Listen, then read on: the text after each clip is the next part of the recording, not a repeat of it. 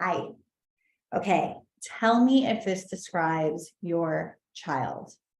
When they are doing homework or reading a book with you or coloring in a picture, the minute something goes wrong, the minute they color outside the lines or they can't get the right word or they miss their math problem, they shut down. Maybe the picture gets crumpled up, maybe they close the book, they're just down and out and not interested in keeping and trying. When they go to soccer practice and they don't get the turn that they wanted, or their turn doesn't go well, and they come home like, I don't want to go to soccer next week. This is too hard. It's too much. Or your kid it's like before bed and they're brushing their teeth and then they don't get the pajamas that they want and it is like a total freak out, right? There are a lot of parents that I work with who describe their kids this way. And I see it in my practice. In my private practice, I teach kids to read often. And often what I see is kids who, when they get to something they don't know, they just get this deep feeling of unease, like they don't want to try and they don't want you to see them fail. This is really symptomatic of a lot of kids here these days in the United States in 2022 going into 2023. And if that's your kid, as we go into this welcome winter break, what I want to encourage you to do is the one thing that could get them out of that, which I'll tell you what it is. So the first thing I want you to know is that anxiety, and I'm not talking about anxiety, capital A, diagnosis. I'm not a therapist and I cannot diagnose anything. I'm talking about anxiety as in general nervousness, the nervousness that we see in our kids, the worry that we see in our kids that leads them to crumpling up that paper or closing the book or freaking out about soccer or. So that anxiety, what anxiety is not knowing what's going to happen and not trusting our own ability to respond to what is happening, not knowing what's going to happen and not trusting our own ability to respond.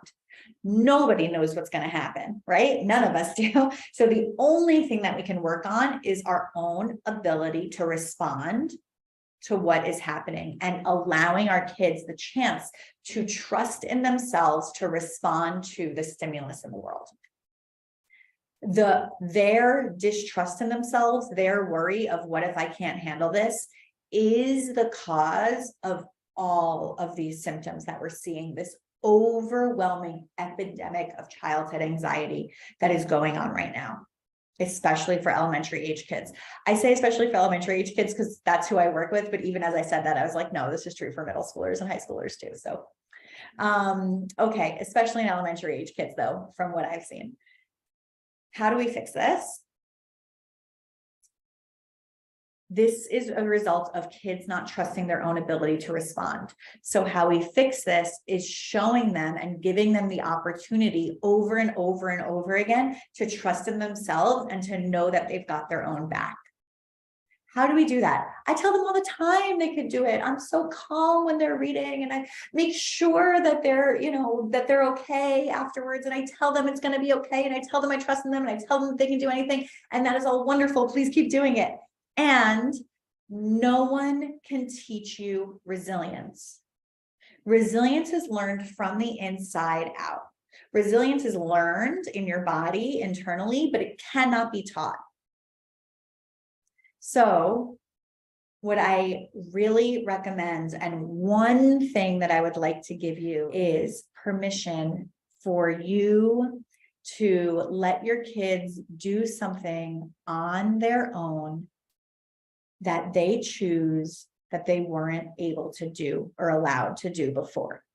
One of my clients that I work with, we're working on this with her daughter, and she just told me that her daughter made her own lunch for school. And so she felt really proud of herself and she was excited to eat lunch. And it was this like very nice situation. And what that did for her was that allowed her to go from, oh my God, I don't know how to do something, to, oh, hey, I made my own lunch. that chest expanding feeling of, I can rely on myself.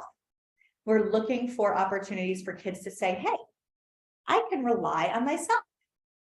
So, and another client that I worked with, her son was like extremely kind of like messy in the room. And so she told him, hey, you get to pick what's on your bookshelves. Like, I'm no longer, like organizing your bookshelves for you.